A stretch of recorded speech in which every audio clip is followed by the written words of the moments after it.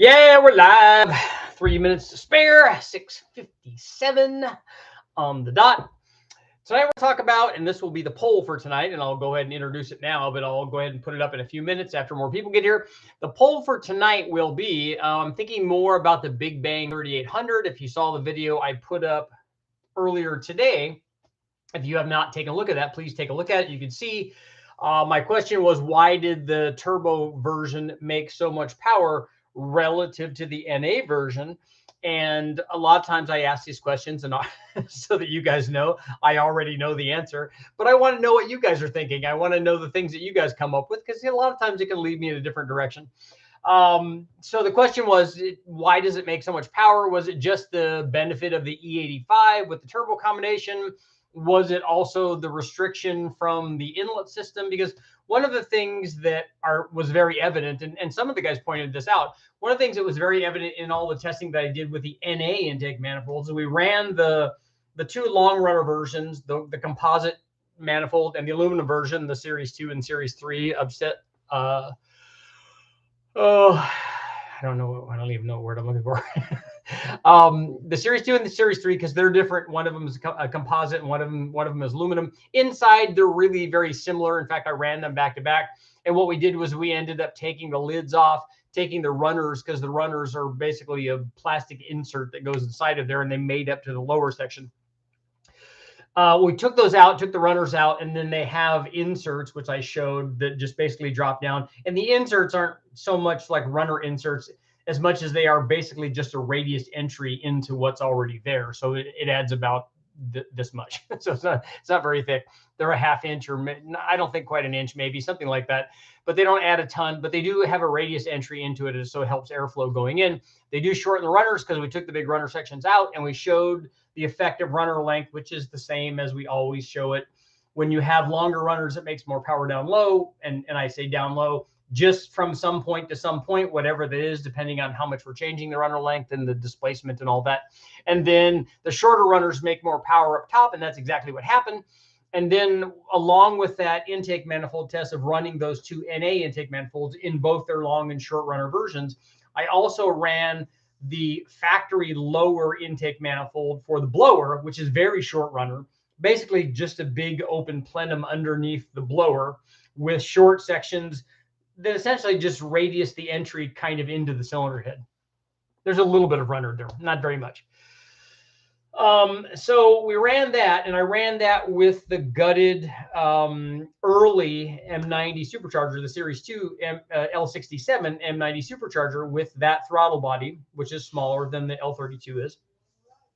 I just took the rotor pack out, made a cover plate for it, and I even cut out the bottom, the V-shaped discharge from the blower, cut that out so that it would flow more, which helped. And then, but all the air has still, when we're drawing air through this upper blower housing, all the air has to go through the throttle body, which is maybe not restrictive on the NA combination because it's big enough, it's sized enough for the kind of power that we were making.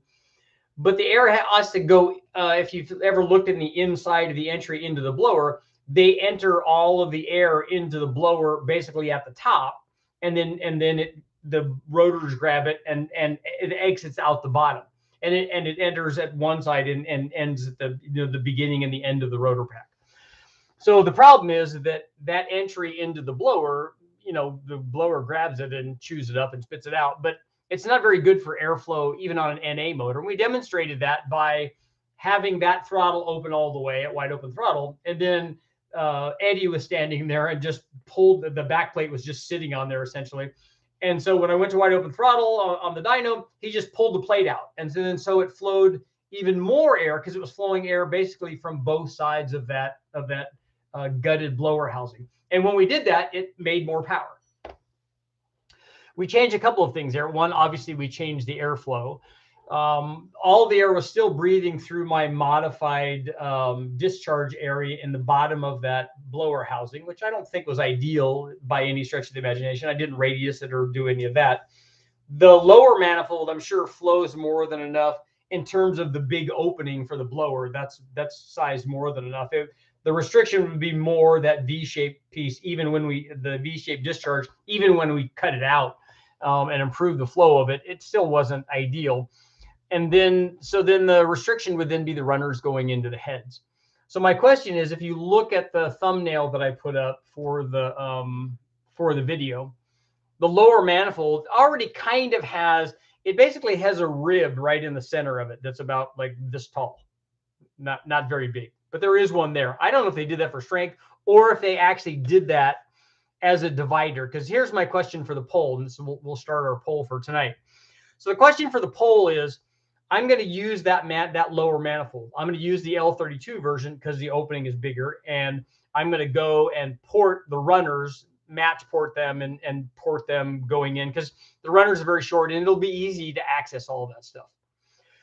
So what I want to do is, what I'm thinking about doing anyway, is then putting a divider wall that, you know, V's out at the bottom, because right now the air going, when it was coming from the supercharger or when it's going to be coming NA, because what's going to happen is it's going to go in, the air is going to go into a 90-degree elbow and then straight down toward the lower manifold. And when it goes straight down toward the lower manifold, basically it's going to hit a flat floor and then be dispersed to all 6 of the ports. So my question is, wouldn't it be better if we did this? So if we've got our, I'll show you what this looks like. We've got our elbow. So like, can you see that? All you can see is white there, huh? That's terrible. Yeah, that does not show up at all. Oh, wait. I'm bending it. There we go. Okay, so this is our elbow. So the air is going to go in here, and this is our lower manifold. And I'll show you what I want to do.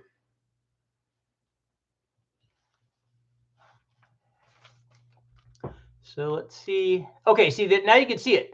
So I want to put a little divider, like a ski jump, a divider that tapers down to the bottom of the floor, so that basically the air can go down and then be spread out to each side of the intake manifold. And we'll make that basically the whole length of the manifold, or at least the whole length of the opening underneath that 90-degree elbow. So let me know what you guys think. Do you think, let's see if we can. So do you think that kind of divider, this thing right here, and that will run the whole length of that intake manifold, the opening of that intake manifold, do you think that having that thing go in and hit the flat floor is a good idea?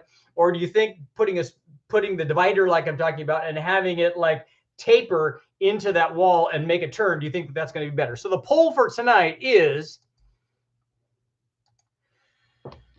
should I add the tapered divider to the lower intake on the Big Bang 3800 turbo motor? It's not going to be very hard to build. I mean, it's basically just two sheets of aluminum, and they'll be rolled a little bit at the end just so that they taper down to the bottom of the floor. That it's just a, it's just a divider that looks kind of like this. It'll be fairly easy, because I don't have to put some sort of weird constant radius, or there's not a lot of science that needs to go into it. It just needs to be better than it is right now. So should I add the tapered divider to the lower intake on the Big Bang 3800 turbo motor? There we go. Think about it, I'm putting a turtle into the lower manifold on this will be a supercharged or turbocharged 3800. So should I add this tapered divider at the bottom of the floor, basically, so that the air doesn't hit the flat floor and bounce around and get beat up? Look at that. It's like, can't even follow that. Get beat up. So it goes in and tapers over to all the runners. So should I do that? Let me know in the poll for you guys. I'm wondering if it will help. I'm wondering if it will make no difference at all. It might be interesting if I did that, to make it so that it could kind of bolt in. And that way I could run it, even if I just did it NA, or I could do it turbocharged because it's easy to take the thing off. If I did it turbocharged or NA, I could do a back-to-back test. If I did it NA, we could do a back-to-back test and see if it did anything. And then with a turbo, we could do it at, like, let's say 10 pounds or whatever, and run it, and then run it back to back at the same boost level and see if it did anything. Or really, you could just leave everything the same, put the divider in and run it again, and then see if there's a change. Did it change the boost? Did it change the air fuel? Does it want more fuel? If it did, hey, it wants to make more power. It would definitely tell you whether or not that's a good idea. just things I'm kicking around. Because we were talking the other night about when I posted stuff up on the intake manifold comparison between a single plane and a dual plane on a 5.3 that we did a test on. I ran the new Holley divided intake manifold, and everybody was thinking the same thing that we were thinking at the dyno is, now what happens if we just put a divider in the single plane? Now that won't change a single plane into a dual plane. It doesn't effectively become a dual plane if you do that. It doesn't change the whole design of the intake manifold. But what it could do is possibly improve the signal from the single plane, especially at low engine speeds. And it would be interesting even if just that happened, especially if that happened and then it didn't change the peak power.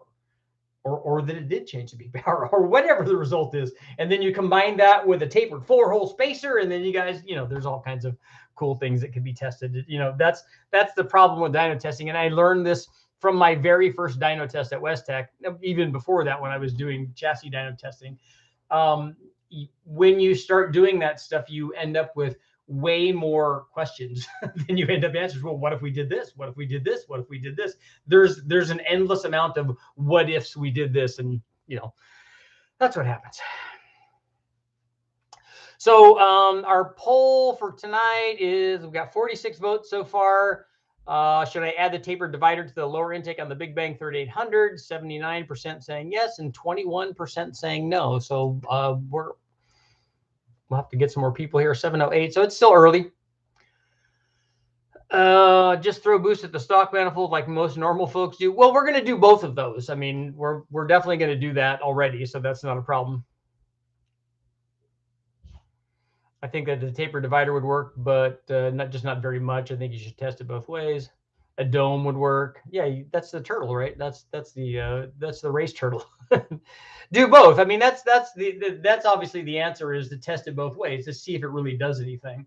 Because what's going to happen is that manifold will have a plate over it, just an aluminum plate that covers all the holes basically, and then it will have a square opening that's the size of the discharge for the coming from the. We have one side of that 90-degree flange has 102 or 105 millimeter throttle opening, and then the other side is a 4150 carburetor flange deal. So we're going to try a couple of different turbos. I want to run it with the GT45 and turn up the boost on it. And not, I'm not going to turn it all the way up, but I want to see like let's say that we make 700 or 750 with the GT45. Then if we run it at a bunch of different boost levels, like let's say that we run it at 10 and 15 and 20 pounds or whatever, the GT45, then we could put the 78, 75 or one of the 75 families that we have and run that at 10, 15 and 20 and go, hey, look, there is a difference or there's not a difference. They both do the same thing. They both make the same power at the same boost. There'll definitely be a change in response rate, which we will be able to see. And then we'll be able to then go up from there. And more than likely, I would do that before we probably start running ice water, because I usually start running ice water when we because it takes a lot it's a lot of rigmarole when you're running ice water to make sure that there's enough ice in it and the temperature's right and all that, and then make a run and make sure it's tuned right, and then you run out of ice and you got to go get more ice. So it's a whole big production when you're running ice water. But that's why we wait until we get probably up and boost. I mean, the ambient water is already going to be 75 or 80 degrees or whatever. It's fairly cold. But then the other reason that we do that is because when we're running 80-degree water and then we run 32-degree water, then we get to see what the difference between 80-degree water and 32-degree water is. And obviously we always have to add fuel to that because, it's wanting to make more power. David, just make 800 horsepower and I'll be happy. It'd be interesting to see if the GT45 does that, or that the stock bottom end does that. We'll have to find out. I still have to take this thing apart and put a ring gap in it. Try an Australian NA manifold. That's not necessary for what we're doing on the Big Bang deal. The Australian manifold would be interesting to try to give people information to see what it does compared to these other ones, and also the F-body one. But that would be more for my recommendation for like a street application or even a race application. If a guy's taking to the drag strip and he wants good average power production, that would be a better combination than what we're doing on the Big Bang, because we're purposely trying to minimize torque production, which is not what you do when you're trying to do that for like track use. Is the 3800 that you're talking about the same kind of 3800 in Apollo or minivan from the 2000s? Yeah, it'd be early 2000s. That would be from 96, I think, is the Grand Prix, GTP, Buick Regal, all the way through 2000 and like the mid 2000s, I think.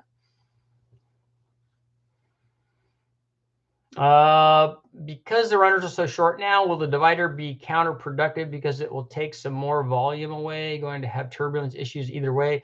I don't agree with the fact that it would take volume away, because I don't think a lot of people think that you need plenum volume. As a matter of fact, I had this conversation with somebody about a 2.2 Chrysler today about testing Helmholtz resonance. And in all of my testing on that so far, it hasn't made a big difference. The Helmholtz resonance, just the change in plenum volume hasn't made a big difference. The way that it's shaped going into the runners, I think, can make a difference, but maybe not. We'll have to try it. 150 shot on a junkyard 5.3 for a streetcar. Should I pull the pistons and check ring gaps? We've run it without doing that. In fact, we've run 300 shots and we ended up breaking it, but we have run 300 shots successfully without checking the ring gap. So I don't know what it was. We ended up breaking it. So I wouldn't recommend that. We were basically maxing out whatever the flow rate of the nitrous system was. And I don't know if it was the flow rate problem of the solenoid or the plate itself. It was a perimeter plate from Zex. Because eventually we just took the jet out and ran it with no jets in it, and it would still just make the same power. So we were at the limit of something. Aussie manifold has the longest runner and the most plenum space. The longest runner then would tend to dictate that manifold would make the most power down low and in the middle, and then the least amount on the top. Was there a comparison between turbo supercharger at the same boost? Yeah, that video is already up. I'm guessing more torque with the turbo. The turbo is better everywhere at the same boost, and by a significant amount. The reason for that is because the turbo doesn't have parasitic loss associated with driving the supercharger, essentially. So it takes power away to actually drive the supercharger. The other problem is that the supercharger is, in addition to the losses associated with driving it, it's not nearly as efficient as a turbo is at moving air. So it's not moving as much air, and it's making it hotter. So at the same boost level, it has fewer oxygen molecules. So it's pretty far behind on turbo. Is there a normal difference in horsepower from ambient water to ice water? Yes, every time. And I have videos up of ice water tests that I did. I've done that test on a number of motors. I did it on my Bonneville Honda B series. I did it on the 540 big block with 2 turbos on it from Blueprint. I've done it on at least one of the Big Bang motors before we started running or ice water. We ran a bunch of tests on ambient water just to get everything set up and get it working correctly. So it's a pretty good it's a pretty big change.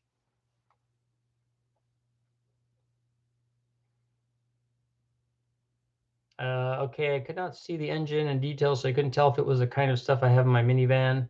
700 horsepower Oldsmobile Silhouette would be hilarious. It would be good. I mean,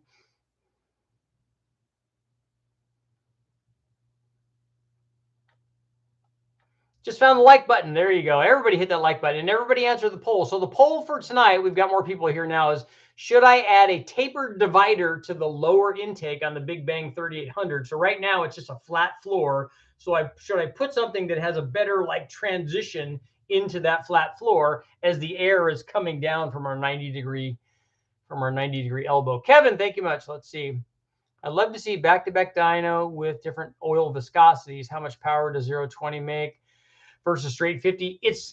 That's a difficult test. We've done some oil tests, and it's hard to do because, for one thing, it's hard to get rid of the residue of all of the old oil. And then when you put the new oil in, it's really easy to do an oil change. But to get all of the stuff that was on there from the old oil to the new oil, and then obviously oil temperature becomes ultra critical. But there is a change from oil viscosity, and there was a small change from some types of conventional oil to some types of synthetic oil. And then the other test, the guys from West Tech and maybe Engine Masters did this. I think that they did this before Engine Masters, though. They did different pumps also. They did high volume and high pressure and standard volume and standard pressure oil pumps. And there was a difference from that too, because there's a difference in oil pressure, but there was also a difference from the power that it took to generate that higher pressure.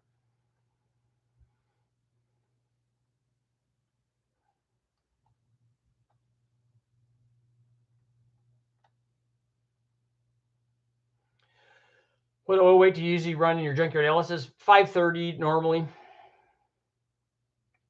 Could you could you have a tall runner sheet metal intake built for the 3800? We could have a custom one done, but that defeats two purposes. One, it's costly, and the other thing is it doesn't show what the vast majority of people would have for that motor anyway.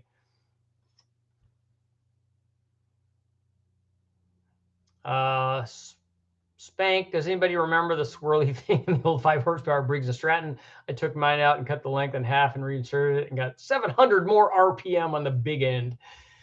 Nice. We took the swirl vanes out of my buddy's 84 Crossfire Camaro and to improve the flow rate, because it does hurt flow, but it does reduce like response, and I don't think it chops up the air nearly as much with the swirl vanes out. So I may need to swap my Aussie manifold for something with shorter runners to make more power. Yeah, if they're longer than, I mean, take a look at the video that I have up comparing the composite manifold and the aluminum manifold with and without the standard runner inserts in them. And you can get an idea of what I'm talking about. And if the Aussie manifold is even longer than that, unless they've size those runners so that they flow a lot more than these do, which I would kind of doubt. If they're longer, they're going to make power at a lower engine speed than these do. Will it add torque with the divider? I don't know. I don't know what's going. I'm not adding any runner length. The runner length is still fixed. That still doesn't change. All we're doing is smoothing the transition so that it doesn't hit the floor and basically bounce like this off of the floor inside the plenum. I mean, I don't really know that that's happening anyway, but I'm just hoping that it changes the transition over into the runners and helps. Is there any way to build a 3800 into a stroker? Yeah, there are stroker kits, I think, available for these.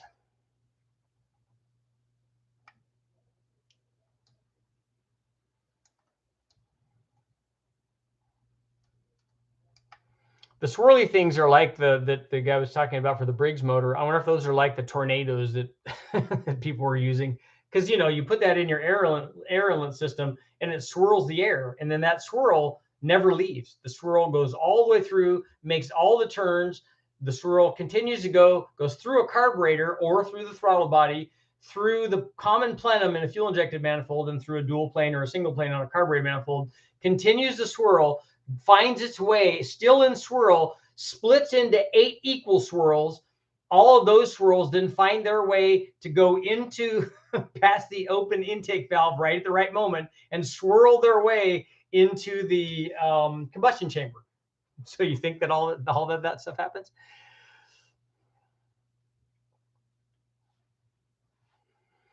Can you make a dyno hit before and after the intake? That's what I'm talking about, doing a back-to-back comparison between the two. The raised center evolves into a center rooftop style divider to make longer runners.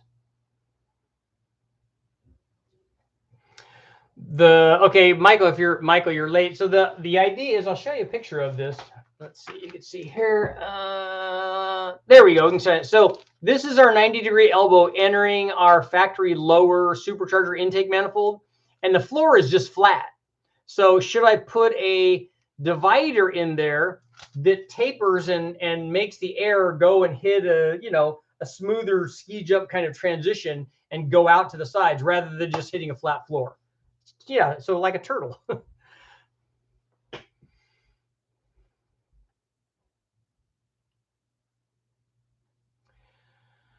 A Solo 3800 is just a 350 minus 2 cylinders. No, that's not true. The 4.3 liter is that, but not the 3800. Yes, the Texas Tornado. What about building a longer inlet tube that's J-piped? Would that tone down the velocity that it enters the single plane manifold? I don't know what you mean by that. Do the swirls exit the tailpipe? Yes, the swirl would stay a swirl as it's compressed, and then when it exits, it swirls out ultra efficiently past the, like it swirls out, around the exhaust valve, out the exhaust valve, and then swirls all the way back, and then all the way out the exhaust through the muffler and everything, through the multi-channel muffler, and then exits and becomes a free swirly out into the world.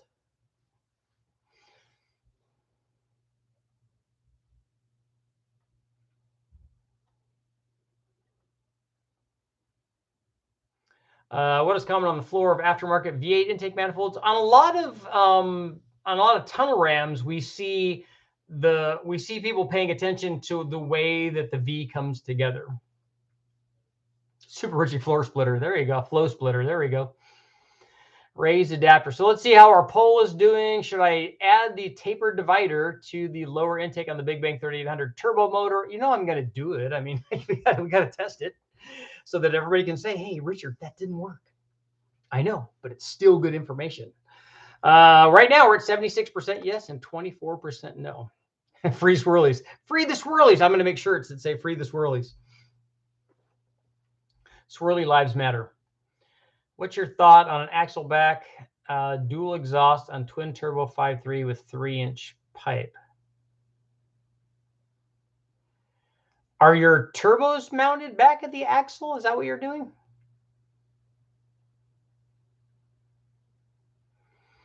How would this setup do with a twin scroll versus a single scroll turbo? You mean the 3800? We don't care about spool response. Otherwise, I'd be doing it completely differently. It would not be what I'm talking about to do response. We don't want it to have response. We want it to not have response. We want it to come on late. We want it to not make any torque and just make a really big horsepower number. Are you planning a race to No Name Nationals? I don't have a race car. Is it a Sharknado? Nice. Are there any aftermarket chips worthwhile? What are you putting a chip in?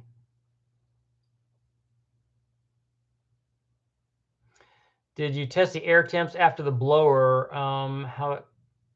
Yes, I have lots of air temp information up on the various videos with the blower. Will you live stream from LS Fest? I'm not going to LS Fest West because I'll be at West Tech, which I normally am, putting together the Nova.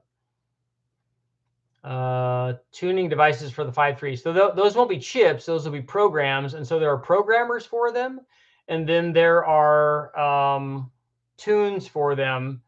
And I don't get into that because I don't ever run factory ECUs on any of that stuff.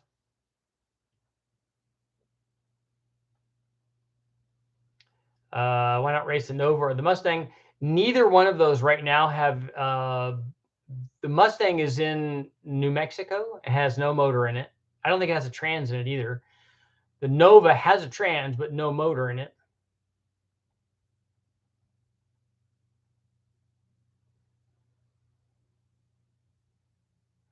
Can we have another poll to speculate if the divided floor will work? My vote is that it won't work. Well, then you can vote accordingly. You should say that, no, I shouldn't put that in there because obviously it's not going to work. Got to go back and watch those. Must have been distracted. Yeah, I try to include as much data as I can, and we normally take. I was curious about the discharge temperatures because I ran a lot of discharge temperatures. If you take a look at the test that I did on the various forms of the different types of water injection or water methanol injection that we did, we had temperature data on all that stuff.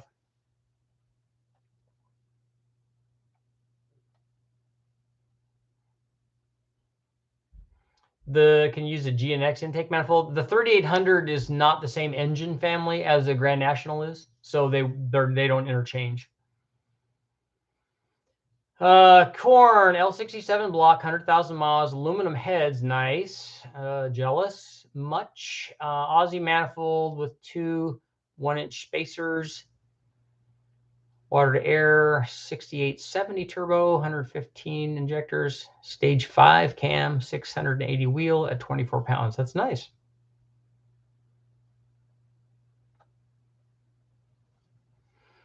Where does Corn, where does that thing make peak power at? Do you have a rising boost curve? Because if you have a rising boost curve, you can kind of get past some of the RPM limitation of the long runner. And I've never tested an Aussie manifold, and I've never measured the runner length. So I don't know what that is or where it makes peak power. But you can see from the video that I put up, when we change runner length, it definitely has a change. It affects the way that the power curve looks.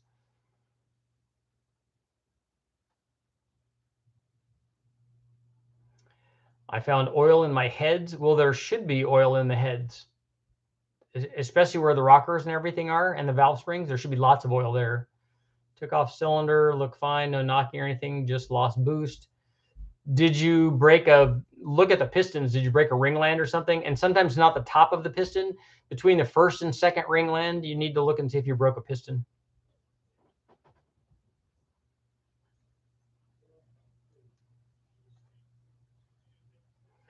Will the transmission that the 3800s are attached to even be able to hold this kind of power? No, not even close. I mean, a front-wheel drive transmission is not going to even come close to being able to hold whatever this thing is going to make.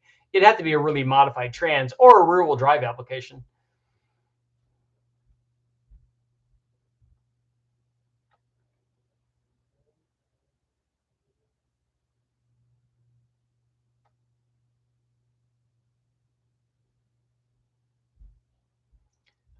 Richard, have you put the 45 on it yet? The GT45 on the, we ran the GT45 on the 3800, and that video has been up for a long time.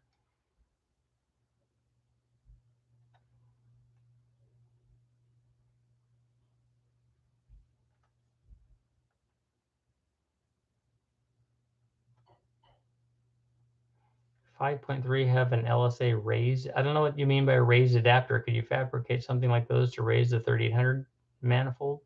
What is it you want to raise? I don't understand.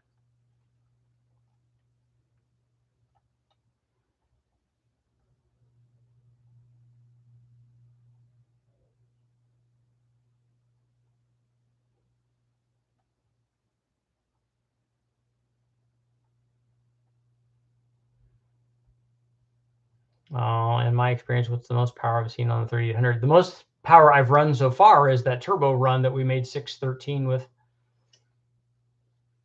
That was only at 14.5 pounds. Terry, I want a 3800 with a carburetor adapter on a supercharger manifold with an intake turbo.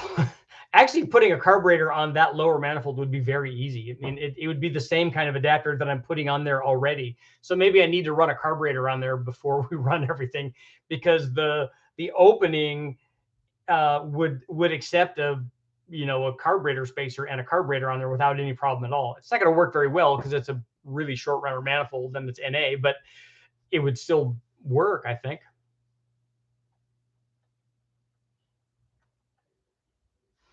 The coat pistons, would there be a benefit to coating the combustion chamber and exhaust ports? Yes, I've seen people coat combustion chambers, and maybe on the exhaust ports. Maybe you guys have done that.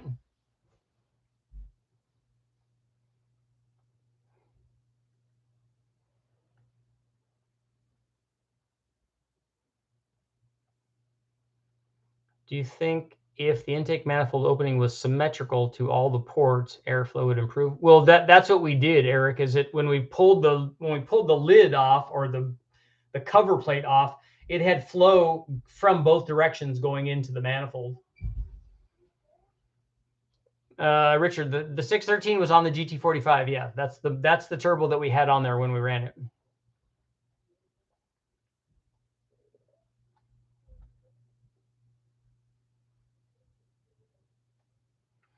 I haven't run 35s on it. No.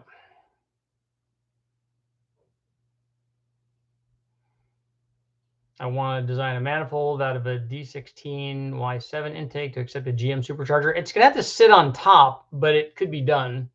If you look at the supercharger manifolds that Oscar Jackson did for the D series.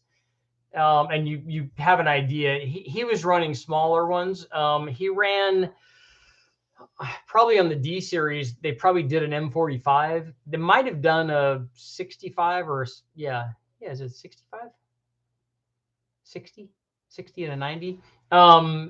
You can look at those and see. He also did stuff for the Focus and the Prelude and a lot of those. So it looked like that. I just don't know if there's room between where the manifold has to go and the firewall.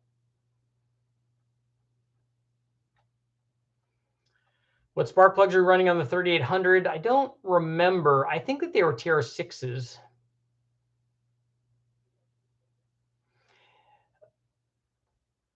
And on the person wanting to put the blower on the D series, you didn't need to put a turbo on it. I went through the Civic Si. I had a 93 Civic Si that we ran the Jackson Racing Supercharger on. We tried to get the thing to go 150 miles an hour. And we tried a cam and headers and ported head and the blower and turned the blower up and water methanol injection.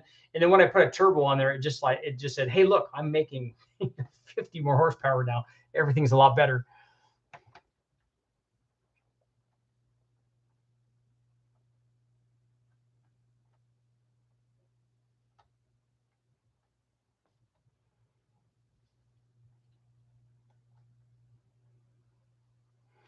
So far, I've made close to 1,400 on 40 PSI with the GTX 50. There's more in it. Just concerned about the block now.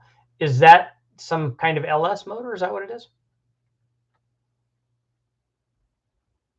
Blow through carburetor on the 3800, because everybody does that, right?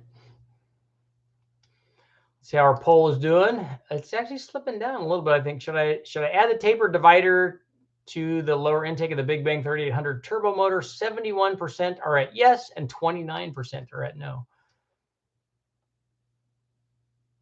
Please give me the Nova. I'll do what I can to put a K24 in it.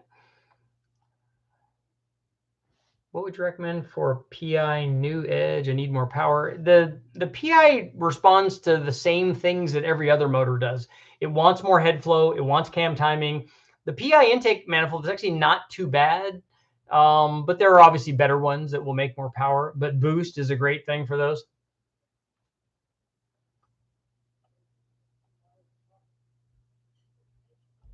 So Jim, you're making 1,400 horsepower on that?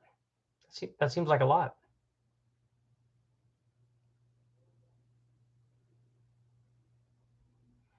Could you theoretically put a McLaren ECU or traction control on a? You could do traction control, but a McLaren ECU is, unless you're doing it just to put traction control on it, but it will still only accelerate at whatever the limit of traction is.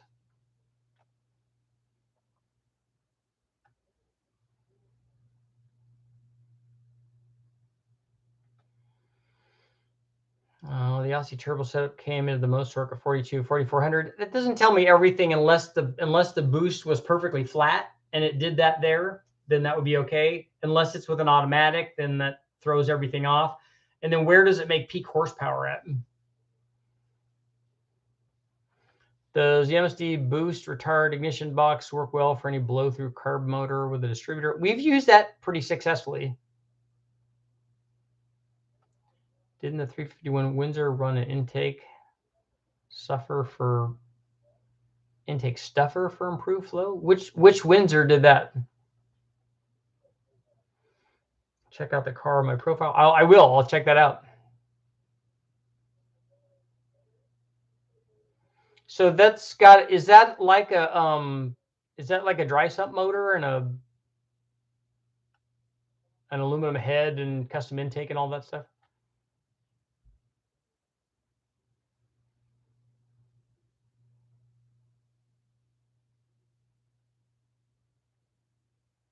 $820s at 167. That's nice.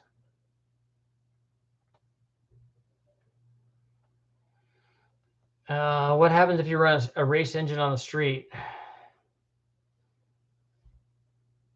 I don't know what you mean by race engine, so you have to tell me what you're talking about. A perfect example of that is take a look at Drag Week.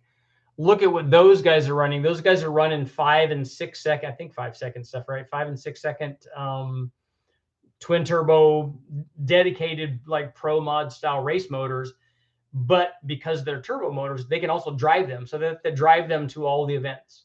So that's a really good example of running real race motors on the street.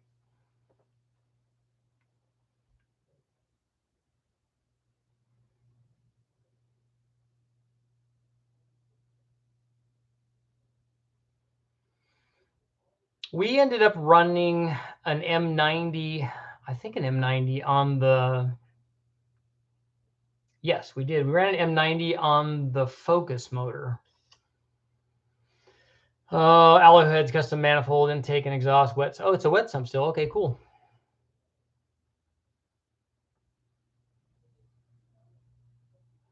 If you put a turbo on a velocity style car, I really don't know what you mean by velocity style carburetor and no accelerator. The accelerator pump is usually there just to do the transition, basically. You have to supply fuel.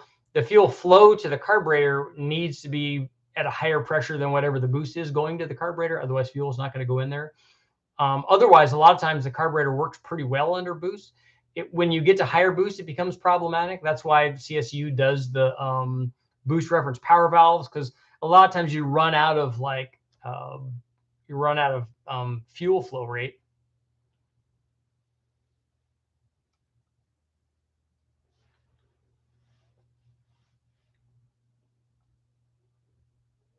Turbo Monza's in the house. Oh yeah, I forgot to mention that Turbo Monza has agreed from my poll last night. Turbo Monza has agreed to port the V6 head. So I told you, if you guys voted on the poll last night, I was going to do what you guys said. So I'm going to send the heads, the 3800 heads, up to him, and he's going to flow test them before and after, and so we'll have good data.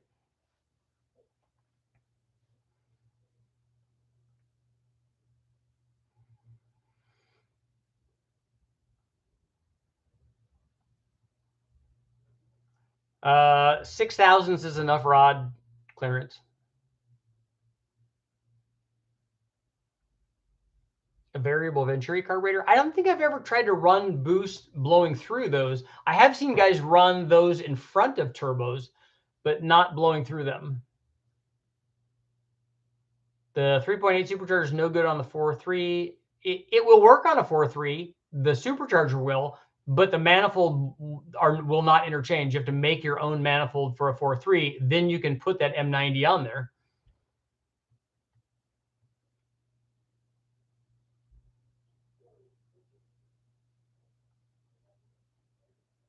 When somebody tells me they have a race motor in their car, I ask them to race me from Las Vegas to LA. That's what I tell people when I had the Civic VX. I raced them for fuel mileage. Let's see. Sorry to ask in the middle here, but the theory of the taller divider is it's not in the lower manifold. I want to put a divider in so that the air coming out of the 90-degree elbow doesn't go down and just basically hit the flat floor. I want it to go down, and the divider will help separate it and push it toward because the runners are over here on the manifold, and the air enters in the center, and so it'll go straight down and just hit a flat floor. And so if I make an angled divider, it will go down and be divided, evenly and perfectly and smoothly, and then go to all the runners like they're supposed to. It won't have the swirlies that the tornado generates, but all the air will go to each of the runners and find its way and make a lot more power.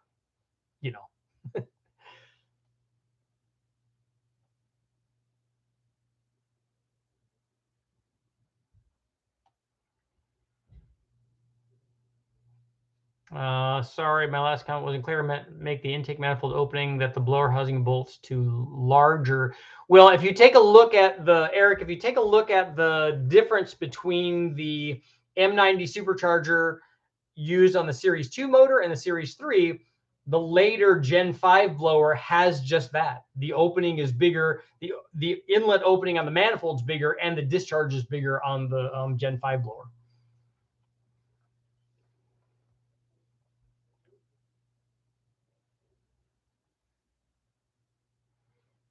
I meant like this race catalog engine. Some are racing engines. Some are called street engines. Other race engines. You'd have to be specific about what engine you're trying to talk about. Richard, the 3800 uses small block Chevy stem valves. A stock small block Chevy valve is 200 longer. We could get all the valve lift clearance. I think on the other heads, the one that I'm selling, I think we also machined down the guides so that we could get more clearance. And we probably will do that on these as well.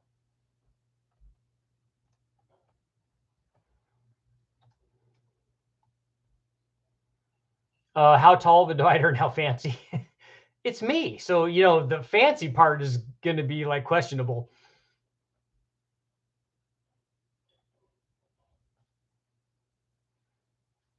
Doesn't the stock lower manifold have a V at the bottom? It does. It has a little ridge running along the bottom of it, but I don't think that it's enough. I think it could be done better.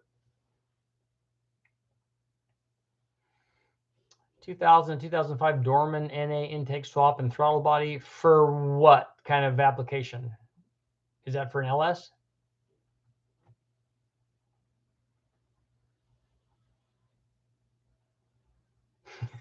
How someone could vote no on wanting someone else to do sweet motor myth busting science, I'll never know.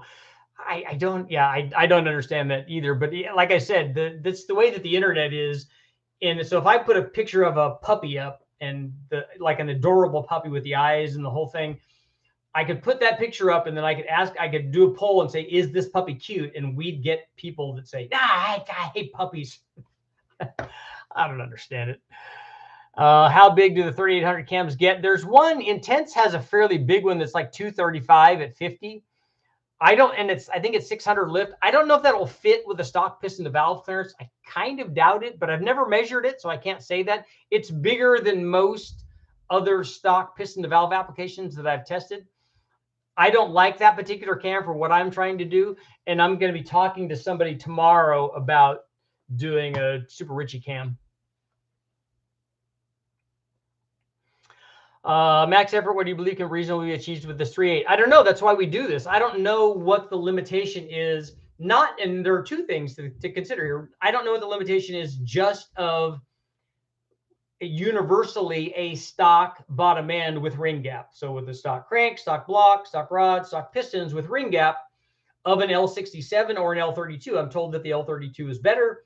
And then the other thing that we don't know, even beyond that, is what is the limitation of the one that we chose? Is the one that we chose, is it already like 98% of its cycle life? So it's on its last leg in terms of strength. So it's going to break before other stuff would. We don't know any of that. That's the thing. That's the great thing about being having wrecking yard stuff, is that you just don't know. Could you not use the NA intake manifold? I can, but the NA intake manifold works okay. And I could use it with the short runner deal.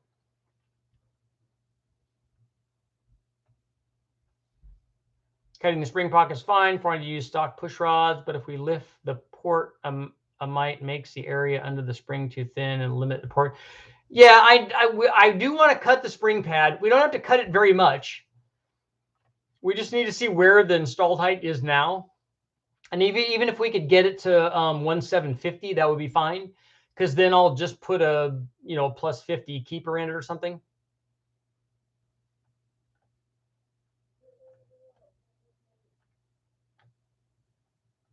I need weight reduction tips on my Mustang. K-member, that's good. A ton of weight with the suspension upgrades and rear seat delete. Going to do a battery relocation. Take off all of the sound deadening material. Seats, there's a lot of power in. Take off everything, like, because when we did our U.S. touring car, the Del Sol, that I won the championship in USTCC in, we had to get rid of all that weight. So we went in and took out the dash support. We took out all the supports out of the doors, all of that stuff. But then it's not anywhere near a street car. Then it really was a race car.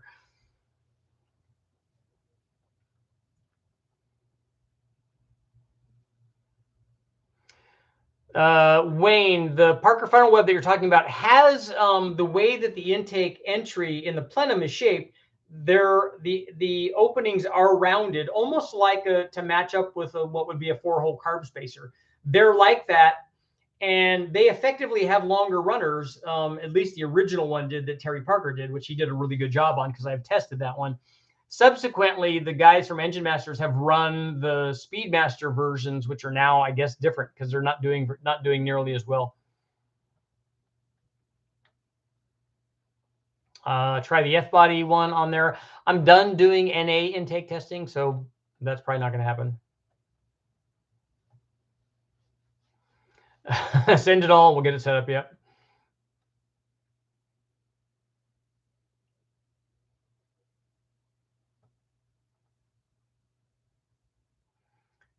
Could you not split the incoming air to direct it to the shape of the manifold?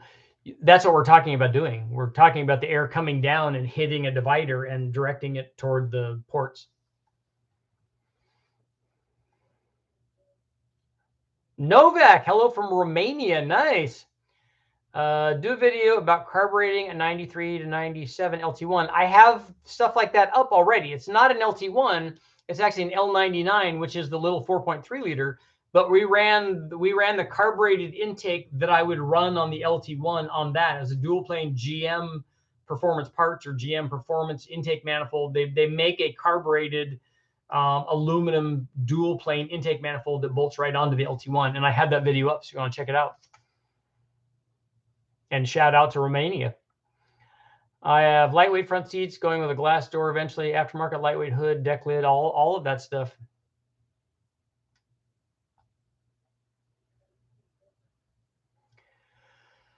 Bad influence garage. I was kind of thinking possibly having to put the carburetor before the turbo on the inlet side so the turbo would suck the air through the carburetor. You could do that, but you have to have a turbo that has seals in it.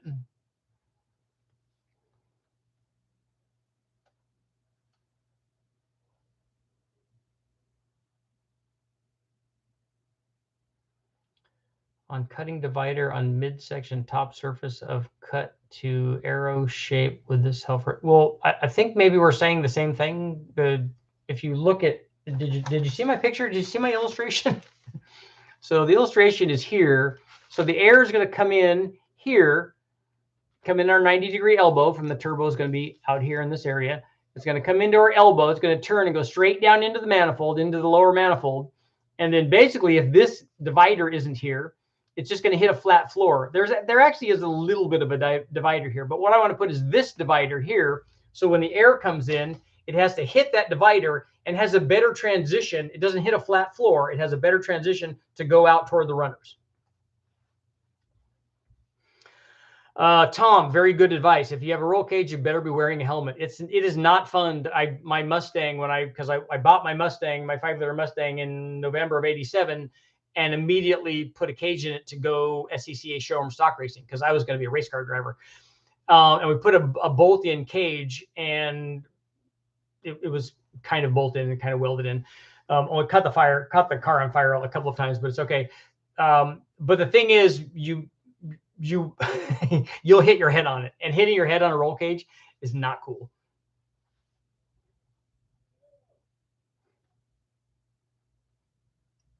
A funnel ram on rotors. I had issues with intercoolers exploding and draw through carb setups. I didn't like it. You can do that if you get a backfire and then it can explode that stuff with fuel in there. That's the thing that I don't like on a draw through. I would be tempted to do a draw through more on a low boost, non-intercooled application. The carburetor is going to have some cooling, which we know is a blow through. It also has charge cooling. It's going to have cooling drawing the fuel through the carburetor. And then I would just want that to go directly into the manifold and not go through an intercooler. Because then getting fuel going through the intercooler is, I don't think is problematic.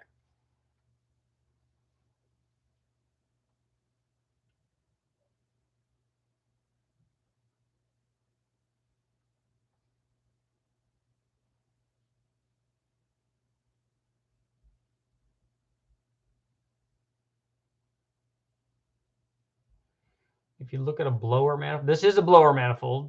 1071 and bigger styles, better intakes use a raised peak divider to direct air and fuel. If injected earlier, don't contour it. The fuel is not directed. The fuel is not going through the blower. This is not a blower. It's a turbo. And I've seen lots of blower manifolds, and I can tell you that they're terrible. Even good ones are terrible because the runners are always too short. So when Freiberger tested an 871 with a tunnel ram, it made a lot more power. so the divider obviously could help, but it doesn't do magic in terms of the runner length, and I'm not expecting it to do that on this one. But I don't think a sharp edge is the way to go.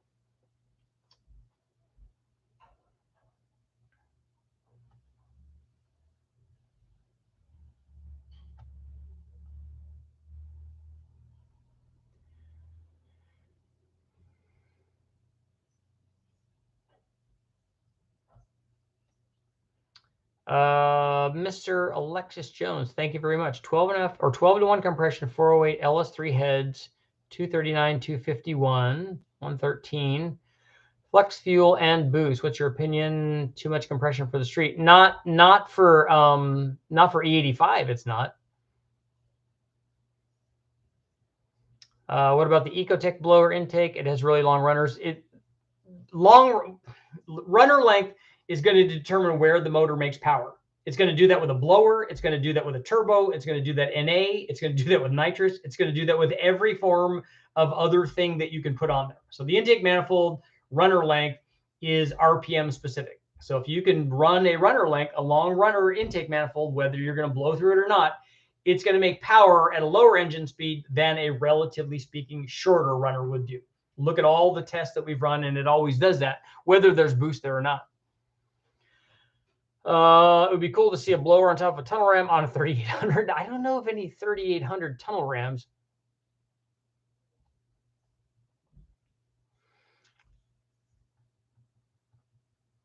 And 239 on a 408 on 12-to-1. You know, it would be interesting to see what you could get away with if you had, I don't know if the chambers have been softened on that. If the chambers have been softened on that, it'd be kind of cool to see if what you could do on 91 on that thing. So we have 164 votes. 73% are yes on putting the divider in there. I'm going to do a razor blade rebuild on a set of 799 heads after lapping the valves. That's the best way to check for valve seal. Just pour liquid into it and see if it leaks out. That's what we do. At 2,000 feet of altitude, how much better will 93 behave? As opposed to what? Do you mean how much more can you get away with at that elevation? There is a calculation. I'm surprised that Wallace doesn't have it, but I have it in one of my books that tell you how much power you would take away as a percentage for every 1,000 foot of elevation for an NA motor. Obviously, it's different for a supercharged motor, and then different even still for a turbo motor. And that's part of the problem. And I've jumped on the soapbox before. That's part of the problem with correction factors for dynos. If you see, because most correction factors are take into account only the change in the weather, basically the change in the barrow. So if we have, for instance, if we do a test with one motor, an NA motor, and we run it at sea level, and then we go up and run it at, let's say, Albuquerque, or Mile High somewhere where we're a mile high, it's going to make less power. It's going to make less indicated power, but the corrected power should be the same. And that works fairly well because the way that they have their correction factor set up is for NA motors on chassis dynos or on engine dynos. The problem is that when you add boost to that, their correction factor is not set up for boost because, especially with a turbo is somewhat self-compensating for altitude. That's why they used it and supercharging. That's why they used it effectively on piston engines during the war, because at high altitudes, the motors make way less power than they do when they're on the ground or near ground level. So what happens when you have a turbo? So if you have your turbo set at 10 pounds and you run it at sea level and it's still set for 10 pounds, it's set at a pressure, and you run it up at mile high again. Well, the correction factor for the dyno is still set to correct that amount. You have 10 pounds, it's still producing 10 pounds at that altitude because the turbo has extra left and it can still make 10 pounds. It just spun a lot faster to do that. Now, it doesn't do that with a supercharger, but it does do it with a turbo. And so it self-compensates for some of that altitude. So that's why when you see numbers that guys give for turbo motors and they're testing them at high altitude dynos, the corrected number is like, they might have a 25% correction factor. Well, that's not a real, it's a real number on an NA motor, but it's not a real number on the turbo motor because the turbo has compensated for some of that. So it's overshot what the corrected number is. Intake turtle and golf ball dimples, obviously. One more question from Romania. If it can be carbureted, it becomes a 350 small block Chevy, so you can put a roots blower on it. Which I don't remember which one you were talking about. Everything can run a carburetor and everything can run a blower on it.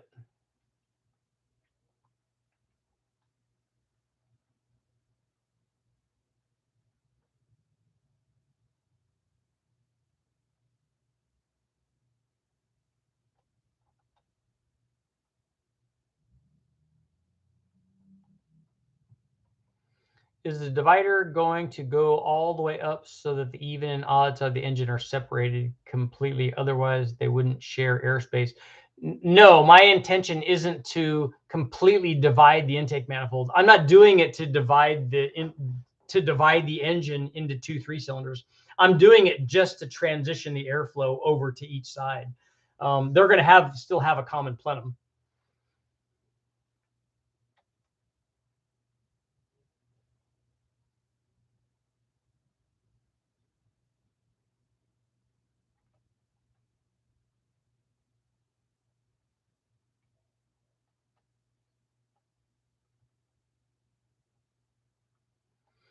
You can make sure you see light gray ring all the way around it if it's sealing. Yeah, when you do the way that I do is we put like rubbing compound on the valve, and then I put the valve in against the seat, and then I put tighten a drill on the end of the valve, and then I'll put some tension on it, run it back and forth and spin it. And I even try spinning at different speeds and push it with my finger, and then take that off, clean it all out, and then you look and see what the contact patch is. If the contact patch is fairly even, chances are it's going to work fairly well. Now, doing this razor blade rebuild is not a valve job. I mean, you're just lapping it in. And if it is, beat up and really pitted, it's not going to cure that, because you actually have to take a lot. I mean, you could do it for a long time and you could get it pretty close, but you're going to sink the valve a little bit. But you have to cut that valve to get all of those off. But the reality is that when you do this, it works really well. And even with those pits there, this stuff all happens so fast that the amount of leakage that you have going past that is really not very much. So that means that when you do this, if it's working okay, and then you cut it so it's perfect, you might not see any change in power.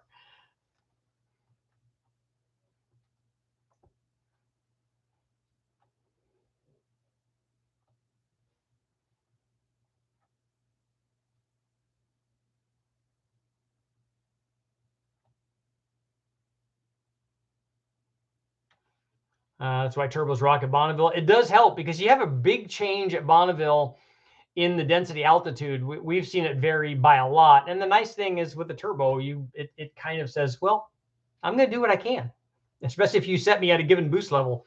I'm going to speed up. I'm going to make things happen.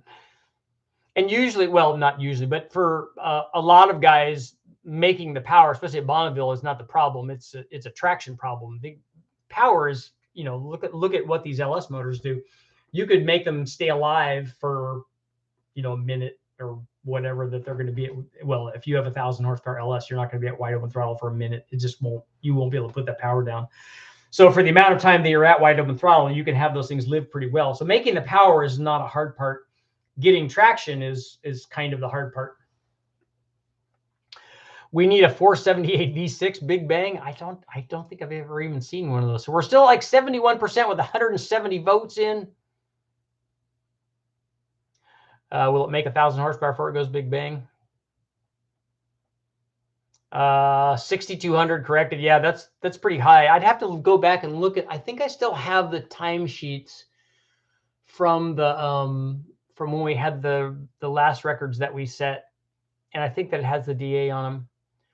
would it be worth putting a turbo on a 2011 Ford Ranger 4-cylinder automatic 2-wheel drive daily driver? Yeah, just a low boost thing would help. I don't know always how the computer controlled automatics are going to take to that stuff. Why are you leaning toward the supercharged lower intake and elbow? Just curious. I feel like the NA aluminum intake and ZZP short runner insert would be ideal for the big bang. I'm a little worried about sealing on those other intake manifolds. And the other thing is I want to run the turbo and blow into the front of the manifold and not to the back of the manifold. There's also a spacing issue for the manifold and the elbow and stuff. We were able to make it work, but it's a lot going on. I would rather just blow it into the front. And again, even with the shorter runners in the long runner manifold without the long section in it, they still make more torque than the short runner blower manifold does. And we're just trying to get rid of that.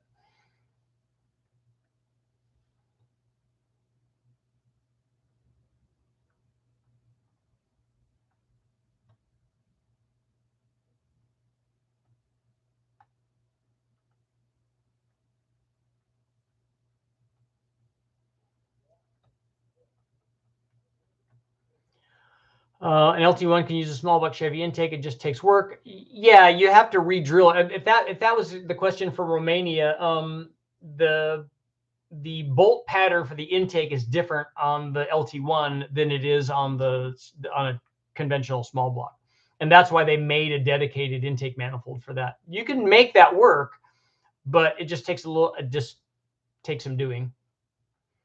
Big Belly's out. Have you ever thought about doing any big block V6s? I've never even seen one, so it's not something I find very often.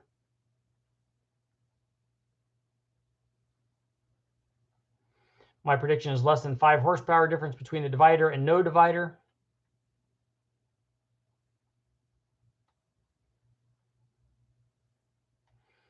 Is E85 15% 87 or 15% 91? It's probably more closer to 87. They don't have to be specific about that. If you buy race E85, then it's actually E85. And then what they mix it with is usually race gas.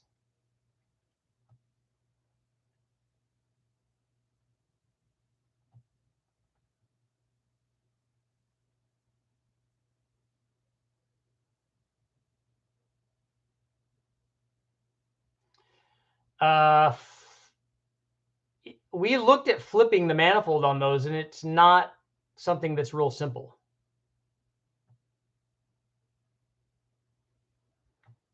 We have all the accessories and stuff on there.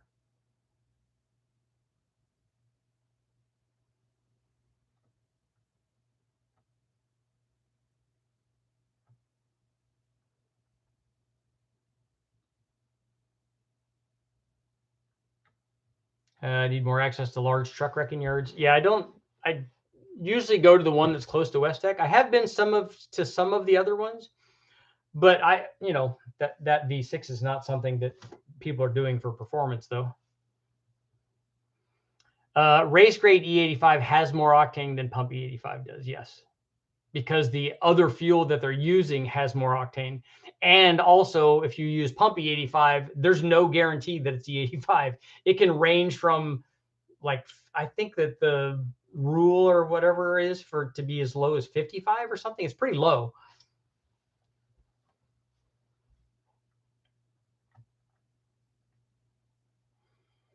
How come you've not big bang tested 22R? I'd never even run one on the dyno, although I was talking to Turbo Monza about that today.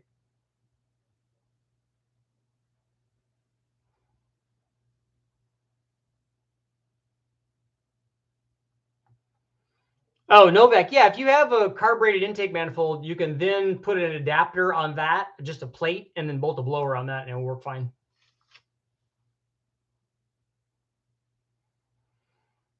Yeah, we got to get rid of the accessories, remove the accessories that are in the way. But I thought that there was something going on with the manifold that stopped that from happening too.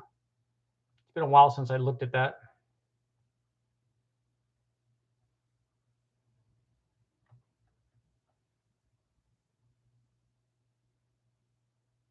And as I said, the reason that is not, that's part of the reason, but also because I want to, we want to limit torque production. What injectors do you recommend for a stroke 351 to 393 with 205 heads, Anderson? You just need E85 race, not pump. You need injectors that are big enough to supply the amount of fuel that you have for that. If it's an NA motor, I don't know, 50 or 70, probably the 80-pound injectors would be good because they're so readily available. And if you're going to run boost on it, then you're going to have to run something bigger than that.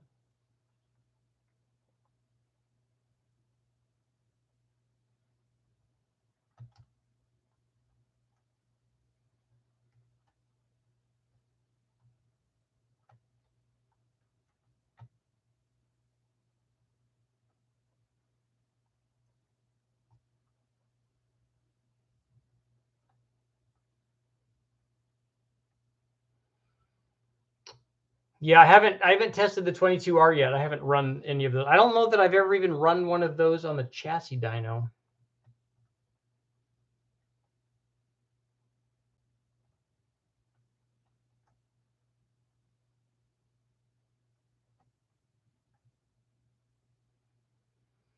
Novak, man, we're happy to help. We could buy E98. Yeah, that's even better. I think that the guys from Westech had some Ignite that might have been like that. I don't know if it was 98. It might have been 98, or it might have been 90 or something. Ethanol mixed with race gas. It's not the octane, it's the consistency you're paying for.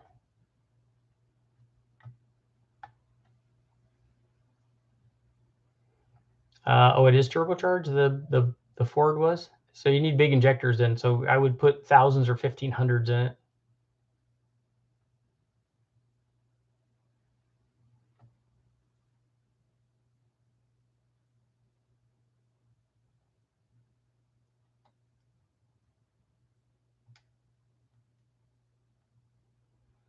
Messed around with Toyota 3 TCs. I think my buddy Bernie has a 2 TC in his.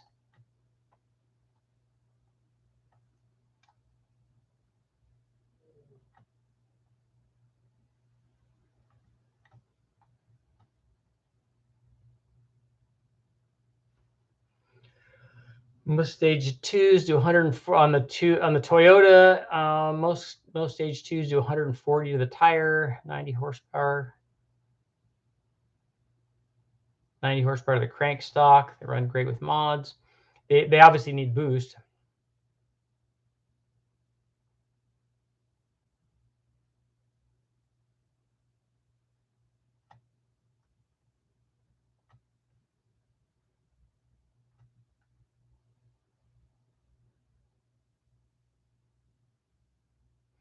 Pump E85 isn't consistent. I never even check it when we run it, but that's because we're not running near the edge of stuff.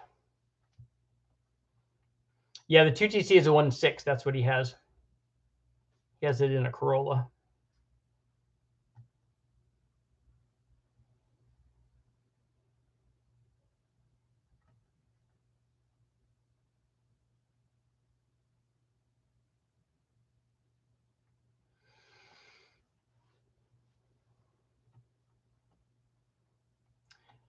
Yeah, I'm probably not going to duplicate the hot vapor engine.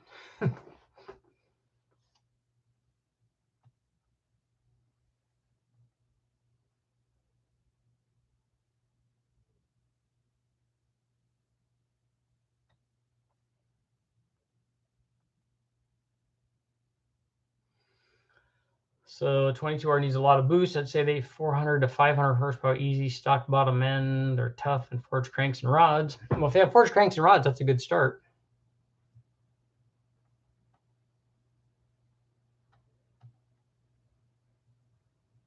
2 more minutes.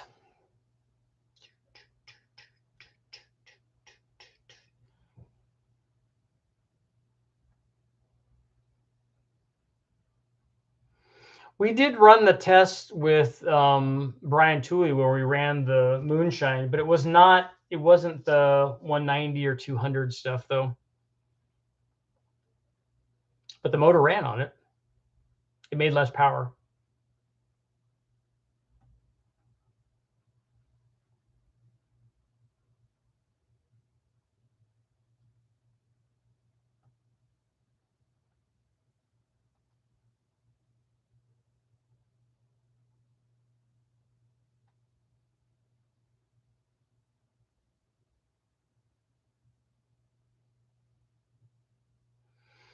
I need to go back and look. So Tom, yours will be the last question. What kind of timing did the moonshine want? We tried, because James Short was doing the tuning on it, and we tried putting a bunch of timing in it, and it just didn't seem to respond very well. I was hoping that it would, it was down on power. I kind of expected it to be down on power. I was just happy that it ran and started. We were excited about that. But it just didn't want to make very much power.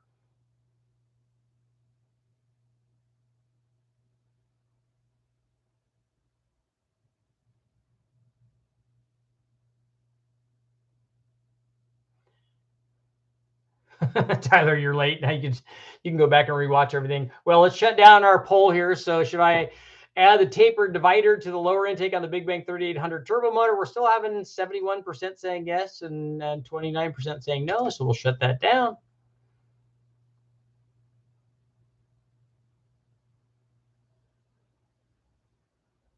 Real moonshine that's been properly made tastes like water and doesn't burn. That's why it's so dangerous.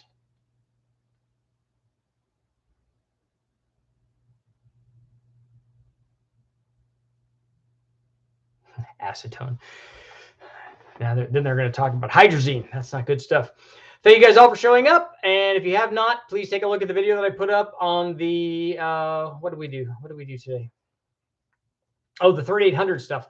And the next video I'm working on is, and you guys can comment on this before I go, are the 5 things that I've tested that help spool a turbo, and then 5 things that I haven't tested that I want to test that will help spool a turbo. So we'll talk about that. Thank you guys for showing up, and I will see you all tomorrow.